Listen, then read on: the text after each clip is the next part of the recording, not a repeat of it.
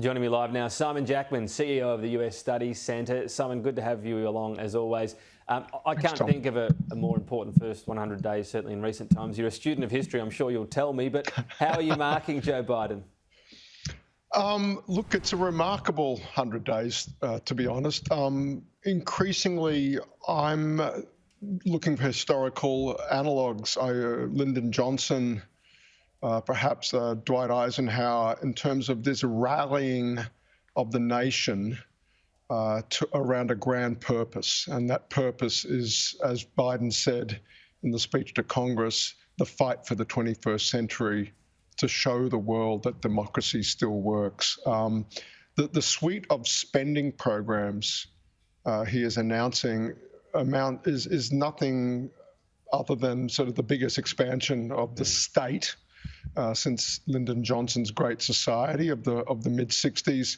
And of course, Tom, he has the political tailwinds of a stronger than expected vaccine rollout. The ambition was for 100 million jabs in 100 days. We're at 200 million. Now, to some extent, he is the beneficiary of Project Lightspeed, the Trump-Jared Kushner project to make sure, no stone was left unturned in terms of getting vaccines ready. Turns out that, it's the Biden administration that's presided over the rollout of those vaccines that developed under the last administration. But in terms of not letting a crisis go to waste, this expansion of spending to not just recover from COVID, but to propel the United States back into this contest for the 21st century, it's a truly remarkable sort of position the United States is in just 100 days into this presidency. So much focus on that recovery now. I suppose the shorter term element of it, I know we're starting to talk about our own debt levels.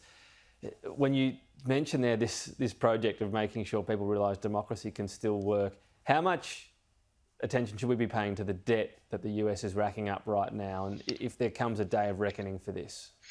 Yeah, it's a great question, Tom. For now, that conversation is pushed to the sidelines. It seems the United States, no one in Congress is particularly too fussed about the deficit implications of this. And indeed, right, the really interesting political moment right now is how to pay for it all. And that's where the proposals about raising the company tax rate off that very low level that Trump and the Republicans in Congress took it to, proposals to return the top income tax bracket that used to be there before Trump as well. But there's not a ton of political enthusiasm for that at the moment from either side. I think right now people are focused on, look, the US is happy to run these interest rates are low.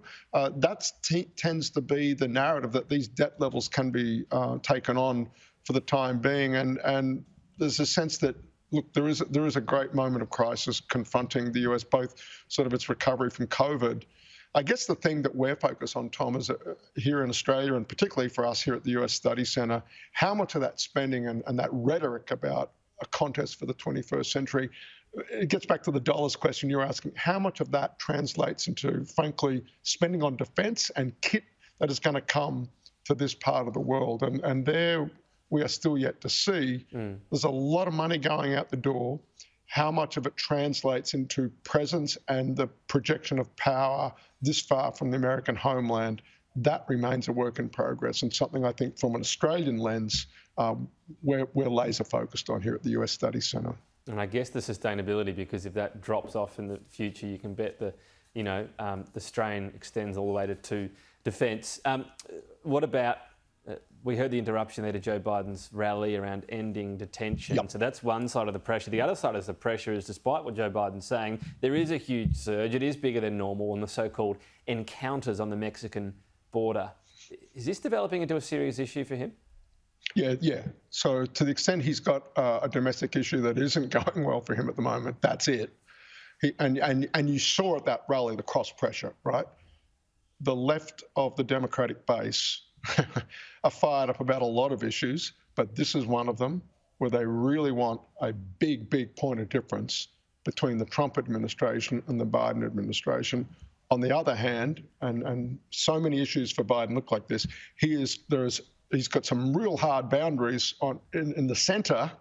He cannot tack too far to the left on that. Very quickly, he runs into some political headwinds in being seen as soft on border security. And it's something we know well in Australia, the way that plays into our own politics here when we get changes of government in particular. Yeah. So this is absolutely, Tom, something that in particular, you've got to remember those midterm elections are coming up in Congress only next November.